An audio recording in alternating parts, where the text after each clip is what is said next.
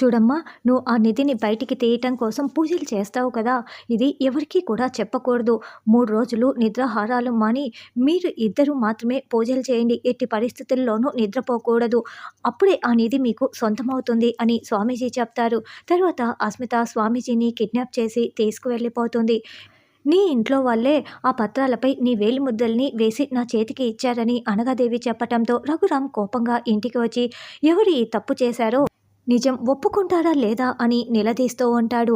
అప్పుడు పార్వతి సరే నిజం ఒప్పేసుకుందాంలే అని అనుకుంటూ ఉంటే వెంటనే జానకి రఘురాం కాళ్ళు పట్టుకుంటుంది. ఏమండి, ఈ తప్పు చేసింది నేనేనండి. మన ఇంటి మంచి కోసమే, ఎవరికి ఎటువంటి హాని జరగకూడదనే నేను మీ వేలి ముద్రల్ని తీసుకొని ఆ పత్రాల్ని అనఘాదేవికి ఇచ్చాను అని పార్వతి చేసిన తప్పుని నిందని తనపై వేసుకుంటోంది. క్షమించమని కాళ్ళు వేడుకుంటూ మీరు ఏ శిక్ష వేసినా నేను అనుభవిస్తానని చెప్తూ ఉంటే చూడు జానకి, నువ్వు ఈ తప్పు చేయలేదని నాకు తెలుసు అని రఘురాం అంటాడు. అవును చెల్లమ్మ, ఎందుకు నువ్వు నీపై నింద వేసుకుంటున్నావు అని వెంకట్రావు. అవును వదిన, నువ్వు తప్పు చేసి ఉండవు, నువ్వు ఎలాంటి దానివో మాకు తెలుసు అని పద్మ. పెద్దమ్మ, ఎందుకు నువ్వు ఇలా నిందను వేసుకుంటున్నావు అని ఆద్య, శ్రేణు, శివరాం కూడా చెప్తూ ఉంటారు. తప్పు ఒప్పుకున్న తర్వాత కూడా శిక్ష వేయకుండా ఎందుకు ఇలా మాట్లాడుతున్నారని పార్వతి బుకాయిస్తూ ఉంటుంది. చూడు జానకి, నువ్వు ఎప్పుడూ కూడా తలదించుకోవు. నేను నీ మెల్లో తాళి కడుతున్నప్పుడు మాత్రమే తలదించుకున్నావు. ఇప్పుడు ఇలా తలదించుకొని ఎందుకు చేయని తప్పుని నీ మీద వేసుకున్నావో నాకు అర్థం కావటం లేదు. నువ్వు ఈ తప్పు చేయలేదని నాకు అర్థమవుతోంది, కానీ నువ్వే చేశానని శిక్ష వేయమని అడుగుతున్నావు. కాబట్టి నువ్వు ఈ తప్పు చేయలేదని నాకు నమ్మకం ఉన్నా, నా మనసు చెప్తున్నా, నేను నీకు శిక్ష వేయమని నీ కొడుకుకే చెప్తున్నాను. ఎవరో కాదు శివరాం, నువ్వే శిక్ష వేయి. ఎందుకంటే ఈ ఇంటి బాధ్యతలు, ఊరి బాధ్యతలు నువ్వే తీసుకున్నావు కదా అని రఘురాం అంటాడు. అయ్యో జానకి తప్పు చేయలేదు అని బామ్మ కూడా బాధపడుతూ ఉంటుంది. నేను వదినకి శిక్ష వేయలేను.